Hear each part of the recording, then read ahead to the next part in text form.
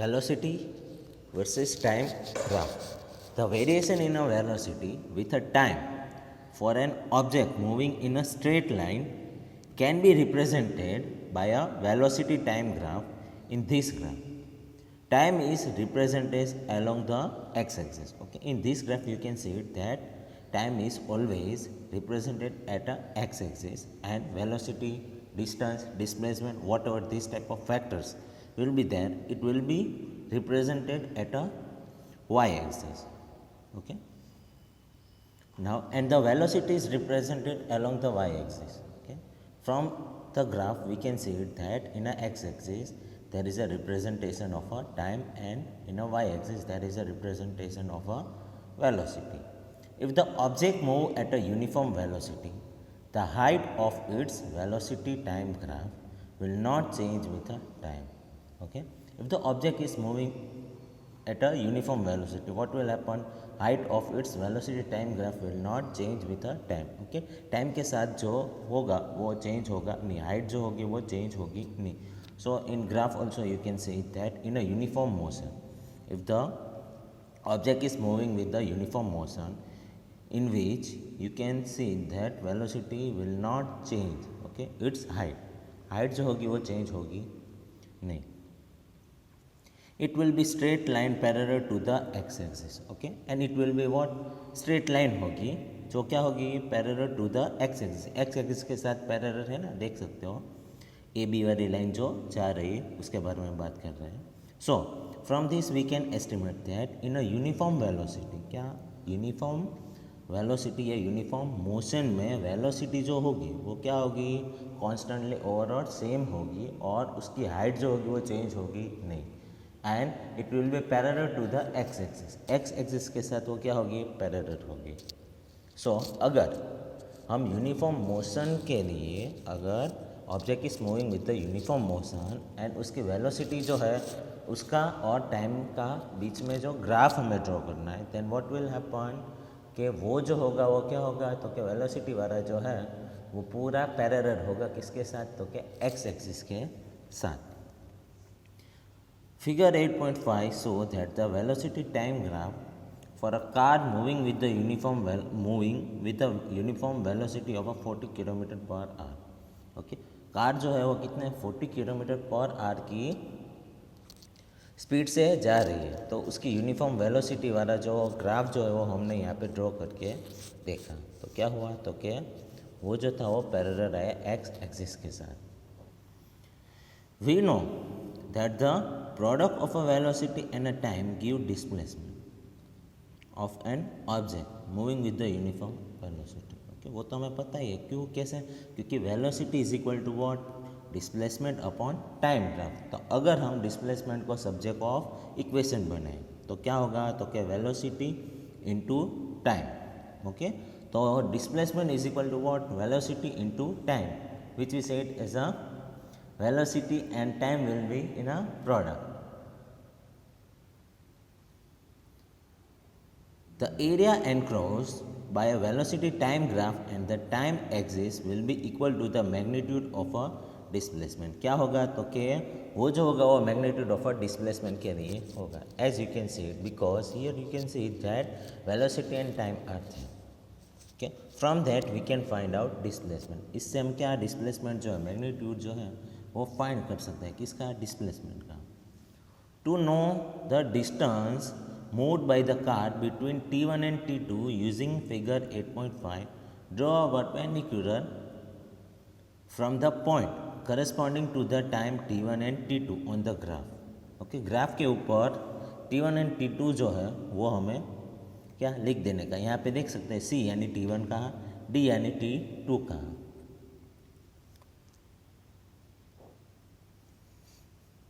The velocity of a 40 km per hour is represented by the height AC and BD, and the time T2 minus T1 is represented by the length AB.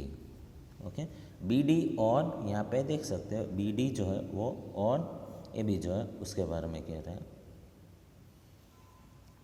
So the distance S moved by the car in time T2 minus T1 can be expressed as AC into CD. Okay, A C into C D, यहाँ पे आप देख सकते हो A to C it will be 40, देख ही सकते हो क्या है, ओके 0 से लेके 40 तक जो है A C that is our 40 kilometre and T2 minus T1, okay, that will be our CD. So it will be 40 into T2 minus T1, okay, which is the area of a rectangle ABDC, okay, जो क्या होगा तो कि area of a rectangle, rectangle का पता ही है ना, okay, A C into C D which is the area of a rectangle. तो ऐसे हमें क्या मिल जाएगा तो कि एस जो था वो हमें मिल गया, डिस्टेंस जो था वो। We can also study about the uniformly accelerated motion by plotting its velocity time graph। कैसे तो क्या वेलोसिटी टाइम ग्राफ को प्लॉट करके हम एक्सेलरेशन भी पढ़ सकते हैं। Considering a car been driving along a straight road for testing its engine, okay, engine को टेस्ट करने के लिए कार जो है वो क्या स्ट्रेट रोड में ड्राइव कर रहे हैं, okay. A car is driving in a straight road for testing its engine. Suppose a person sitting next to the driver record its velocity after every 5 seconds by noting the reading of the speedometer of the car. Okay. After every 5 seconds, what are going on? Driver beside the driver, whatever person is sitting, are noting a records of a velocity after every 5 seconds. 5 second के बाद उसने क्या velocity check कर रहा है, record कर रहा है। The velocity of the car in kilometre per hour as well as in a metre per second. Obvious है क्या वेलोसिटी जो है उसे हम किलोमीटर पर आवर से भी मेजर कर सकते हैं या मीटर पर सेकेंड से भी कर सकते हैं। At a different instant of time is shown in a table 8.3, okay. यहाँ पे देख सकते हो जो उसने नोट किया उसके बारे में कहा। टाइम 0 सेकेंड में क्या थी वेलोसिटी तो क्या 0 है, ऑब्वियस है 0 टाइम में 0 वेलोसिटी होगी, और उसको हम किलोमीटर पर आवर में देखें तो 0 ही थी। सेम वे आफ्टर 5 सेकेंड ही has not 9 metre per second. Same way if it is converted to a kilometre per hour it was 2.5, okay 2.5 जितना था। सेम वे 10 सेकेंड में उसने 5 किलोमीटर पर आवर, 15 सेकेंड में उसने 7.5, 20 सेकेंड में उसने 10 kilometre per our. वैसे 25 सेकेंड में उसने नोट किया तो क्या आया 12.5 आया, एंड सेम वे 30 सेकेंड में उसका आया 15 kilometre per our. In this case the velocity time graph for the motion of a car is shown in figure 8.6, okay. The nature of a graph shows that velocity changes by equal amount in equal interval of time, okay. as यहाँ से ही हम देख सकते हैं क्या equal amount of time में क्या velocity obvious है चेंज हो रही है, देख सकते हैं। पहले 2.5 थी, बाद में 5 थी, फिर 7.5 है, फिर 10.0 है, 12.5 है, फिर 15 है। Thus, for all uniformly accelerated motion, the velocity time graph is the straight line. तो ऑब्वियस है क्या हो रही है तो क्या उसका जो होगा वो क्या होगा स्ट्रेट लाइन में होगा। Here you can see it velocity time graph for the car moving with the uniform acceleration, okay. तो इसका हम ग्राफ ड्रॉ करेंगे velocity versus time graph uniform acceleration के लिए, then it will be this. तो क्या होगा स्ट्रेट लाइन में आएगा, क्या आएगा स्ट्रेट लाइन में आ रहा है, ओके। देख सकते हैं after every 5 second how much changing velocity is changing 2.5 है, देख लो, ओके। तो एक्सेलरेशन हमारा क्या होगा तो क्या यूनिफॉर्म होगा, और उसका हम ग्राफ ड्रॉ करेंगे 8.6 जो है, ओके। तो कैसा आएगा तो क्या स्ट्रेट लाइन आएगा, okay, which you can see it in a graph. Graph में आप देख ही सकते हो। You can also determine the distance moved by the car from the velocity time graph. The area under the velocity time graph gives the distance moved by the car in a given interval of time. Okay? तो given interval time में कितना distance cover up या उसके भी हम find कर सकते हैं। If the car would have been moving with the uniform velocity, the distance traveled by it will be represented by the area ABCD. Okay?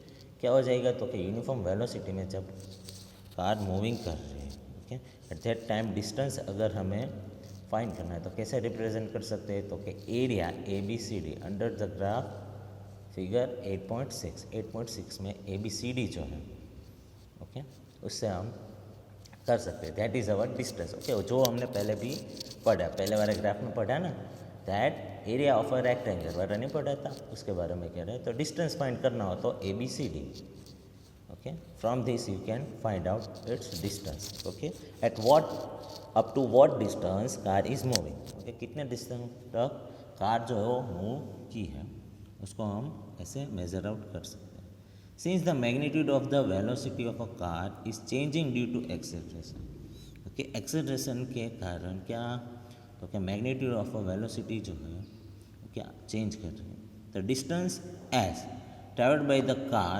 will be given by the area A B C D E, okay, तो distance जो है वो हम कैसे, तो कि ए B C D ई से, ए B C D ई से हम रिप्रेजेंट कर सकते हैं। So it will be what,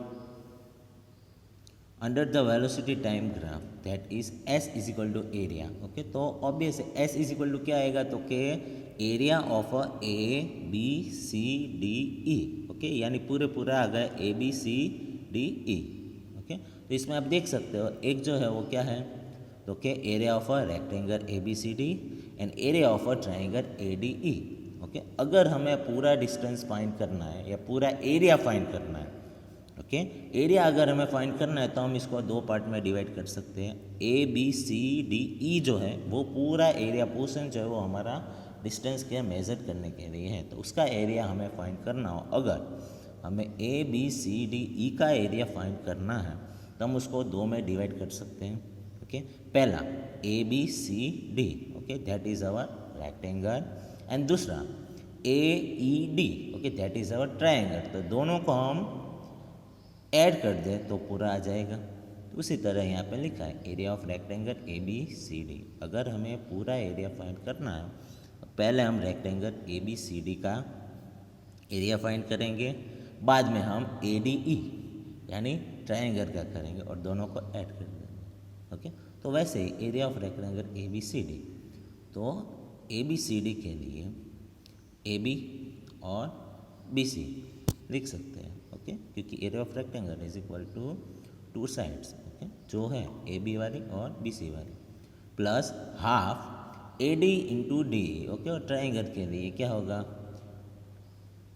A D into D, वो हमारा ट्राइंगल का एरिया। और इसके लिए जो ग्राफ ड्रॉ की है वो देख सकते हो, ओके। ए वाला जो है वो क्या है, तो क्या डिक्रीजिंग है, बी वाला जो है क्या है, तो क्या हैपहैज़र्डली, ओके। इस बारे में क्या है, तो क्या फर्स्ट बारे में फिगर 8.7 ए में वेलोसिटी टाइम ग्राफ जो है वो रिप्रेजेंट कर रहा है the motion of a object उस velocity is decreasing with the time, okay. ये वाला ग्राफ किसके लिए, तो कि वेलोसिटी जो डिक्रीज हो रही है टाइम के साथ, अगर वेलोसिटी डिक्रीज हो रही है तब हमें ग्राफ कैसा मिलेगा, एक ही तरह मिलेगा, okay. if we are drawing a velocity versus time graph and if the velocity is decreasing, velocity क्या हो रही है, तो कि डिक्रीज हो रही है, तब हमें ए वाला ग्राफ मिलेगा, okay. Same way figure 8.7b shows the velocity versus time graph representing a non-uniform variation of a velocity of a object with a time, okay. ये वाला जो है क्या है, नॉन यूनिफॉर्म के लिए इंटरप्रेट कर रहा है, ओके। नॉन यूनिफॉर्म तो ऑब्वियस है, नॉन यूनिफॉर्म होगी तो क्या होगी, तो कि कॉन्स्टेंटली क्या होती जाएगी, तो कि चेंज होती जाएगी, okay. So this are for the non uniform velocity, okay. Now the equation of a motions by graphical method, okay. Graphical method से इक्वेशन जो हम डिराइव करते हैं उसके बारे में कहा, ओके। एंड दिस और three equation are most important, okay. ये जो है वो बहुत ही इम्पोर्टेंट है। When an object moves along a straight line with a uniform acceleration, it is possible to relate its velocity, acceleration during motion and a distance covered by it in a certain time interval by a set of equation known as the equation of motion, okay. तो obvious है जब कोई object जो है वो motion में होता है तब वेलोसिटी, एक्सेलरेशन, डिस्टेंस और टाइम जो है वो एक दूसरे के साथ रिलेटेड होते हैं। Okay, total depends on each other, वो सभी क्या एक दूसरे के ऊपर डिपेंड होते हैं। Okay, depending on that, okay, उसके ऊपर से उसने क्या इक्वेशंस बनाई है कि जो क्या करेंगे, अगर हमारे पास दो चीज़ के डेटा है, ओके, दो चीज़ के डेटा है तो हम तीसरे बारी फाइंड कर सकते हैं। इसलिए इक्वेशन जो है वो ऐसे डिराइव की गई है जो क्या है, totally depends on each other, जो सभी क्या वेलोसिटी जो होगी वो भी उसके ऊपर डिपेंड होगी, डिस्टेंस के ऊपर, एक्सेलरेशन के ऊपर, टाइम के ऊपर।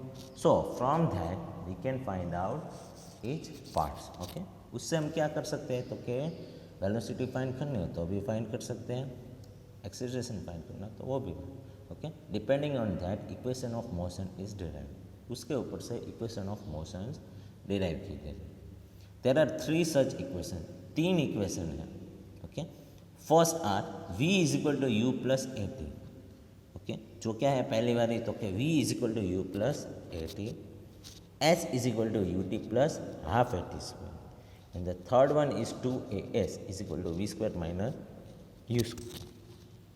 ओके, जहाँ पे u जो होगी वो हमारी क्या होगी, initial velocity of a object. Okay, initial velocity जो होती है वो u से डिराइव की गई है। ओके, u जो है वो डिनोट क्या करता है, तो इनिशियल वेलोसिटी, v जो होगा ओके वो हमें फाइनल वेलोसिटी कहेगा।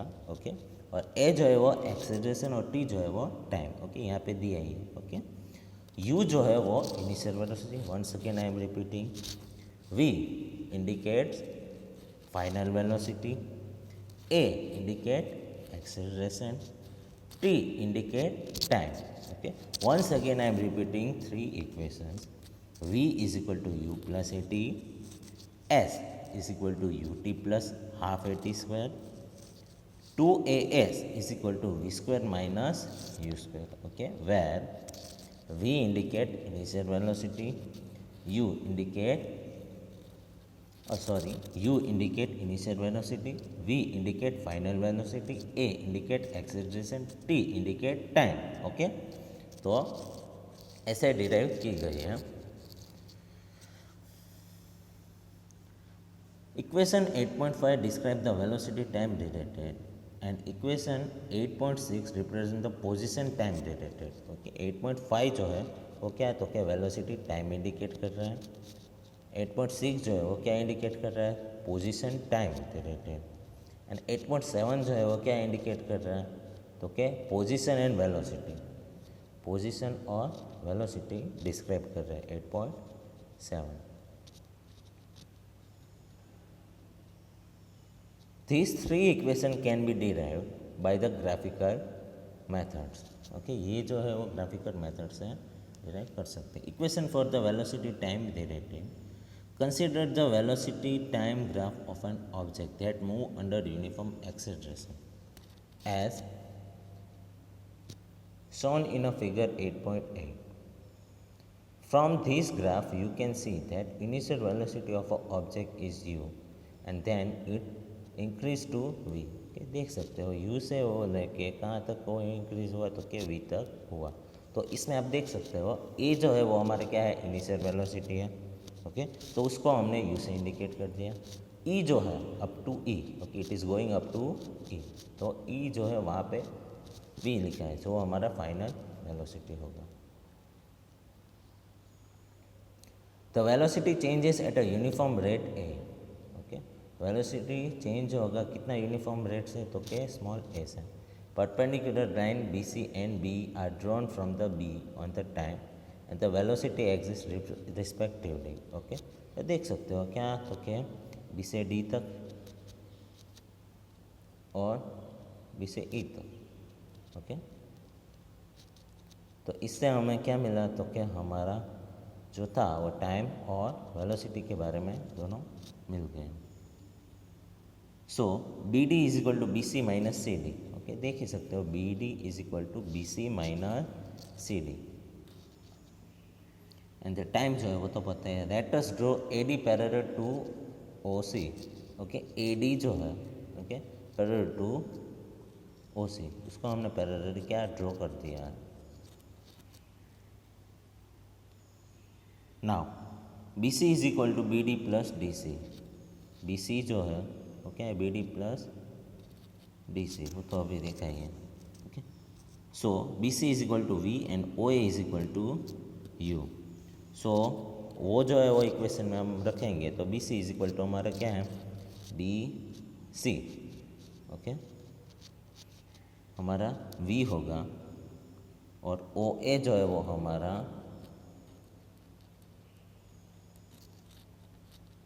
इनिशियल होगा। ओके, तो यू हो गए। So it will be V is equal to B D plus U. तो B D is equal to क्या हो जाएगा, तो क्या, V minus U. So from the velocity time graph the acceleration of a object is given by change in velocity upon time. Okay, तो acceleration का तो पता ही है क्या है, तो क्या, change in velocity upon time taken. Change in velocity कितना है, तो क्या बी डी मिला, हमें देख सकते हो B D, that is our change in velocity. Velocity में कितना चेंज हुआ उसके बारे में कह रहे हैं, बराबर। तो B D upon A D जो था उसकी जगह पे उसी लिख सकते हो, ए डी है उसकी जगह पे उसी लिख सकते हो, क्योंकि देख ही सकते हो ए डी ओ सी और ई बी तीनों क्या है, तो क्या इक्वल है, इसलिए उसकी जगह पे उसी लिखा। And O C indicate time, O C जो है वो हमारा क्या है, तो क्या टाइम है। तो A is equal to B D upon T, तो B D is equal to A T आ गया। ओके, और ऑब्वियस है यहाँ पे भी हमने फाइंड किया था B D is equal to V minus Q. Okay, और यहाँ पे है ए टी, तो दोनों को हम क्या करेंगे, using equation 8.8 and 8.9 we can write v is equal to U plus A T. तो ये जो था वो हमने डिराइव कर दी, फर्स्ट वाली इक्वेशन जो थी इसकी जो first equation v is equal to U plus A T, okay, वो हमने फाइंड कर दी। Now we will see one about velocity. Can you tell me what velocity is in terms of distance and time?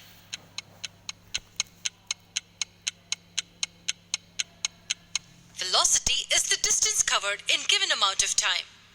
We are aware that velocity is a vector quantity and is direction aware. Its speed with direction. What about the standard unit of velocity?